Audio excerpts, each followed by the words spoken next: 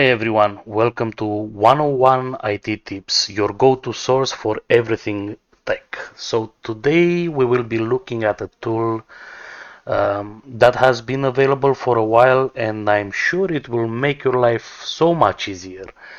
If you are a tech enthusiast or the family slash relative computer guy that even your neighbors have on speed dial, this might be for you. So we all have a bunch of USB sticks laying around, and more often than not, 8 gig sticks might hold a bootable OS. And since I got started recently in the IT field, I found out how hard it is to actually keep all the equipment labeled. And among all that chaos, dozens of USB sticks, each with their own OS, and of course, not labeled.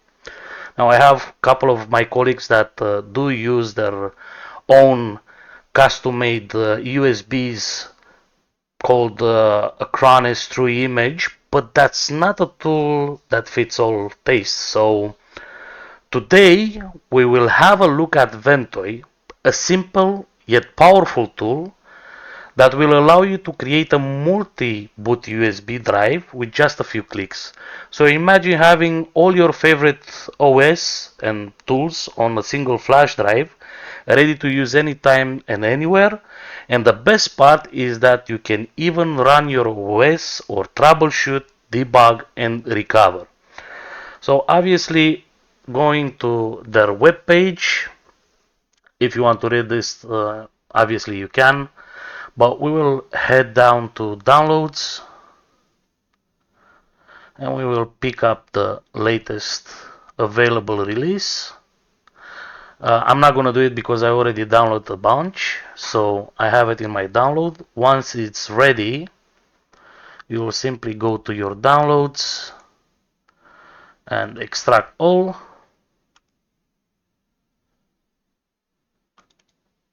And then we will be ready to install it. So this is the application. We will double click. Obviously, make sure you have your USB drive plugged in. This is what you're gonna see. It will install. Now I have a USB stick that it's 128 gigs, and the reason is that I want to have multiple OSs, not just Windows or a version of Linux, right? I just want to have more, and the more space you have, the more obviously you can load. But again, that's up to you. Of course, it will tell us that if you continue, it will be formatted what it's expected for every time you for each installation or for a bootable drive. So we'll go ahead. We're gonna lose the data. Yes, we know. And it's ready. We're gonna close everything. We will go to our Ventoy. It's already installed. And what we have to do is obviously have your ISOs downloaded. If you're a Ubuntu guy, you can have your Ubuntu. I'm got Ubuntu server because I'm planning in future videos to start a home lab. Windows 10, Windows 11, TrueNAS, Proxmox. So that's pretty much what I'm gonna shove into that USB. Now with Windows 10, apparently you cannot download it anymore. You need to update. But actually there is a trick to go around that. So if you're running Microsoft Edge or Chrome or any Chromium browser, you will be able to do just this. So you go on your top right, click the customize more tools, and then click on developer tools or F12 straight away. Then we're gonna go to the console and we will click on, if I remember how to do that, more tools. And I think over here we are looking for, don't remember exactly how to do that, network conditions. Yes, network conditions, and then underneath untick this user browser default, select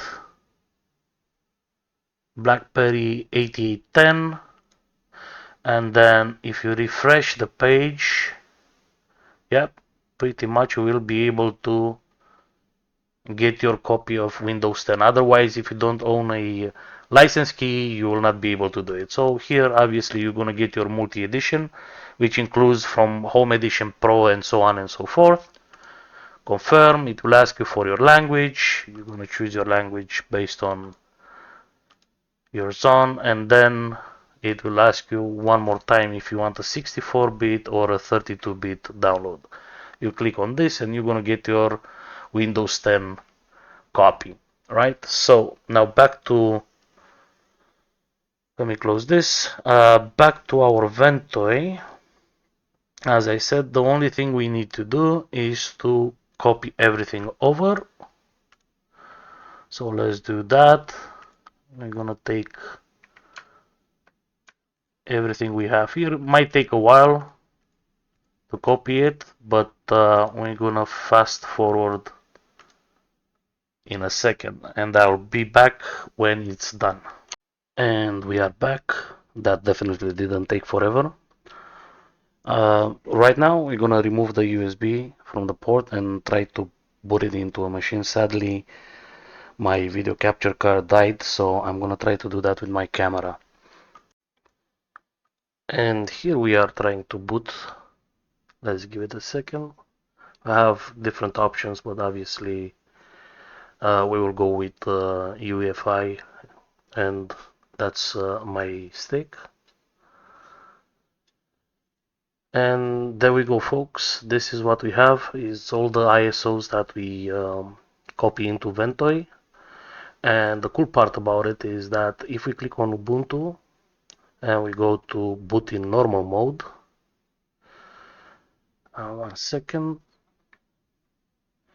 we will be able to launch it. Now the cool part, like I said, is you get to test the OS before you get to install it. So check this out. It will start to boot into Ubuntu actually. It's not installing the OS, it's just a preview.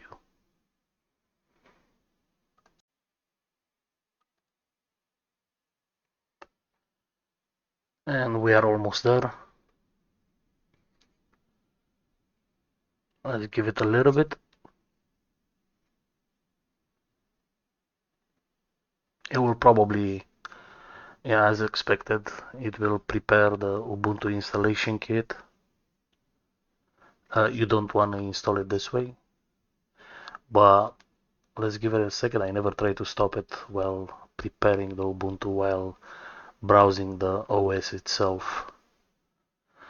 So if we go to language select, that means we can install, so we can skip this step. Just for future reference. Yeah, so we will try to close it. And here we are, booted into Ubuntu.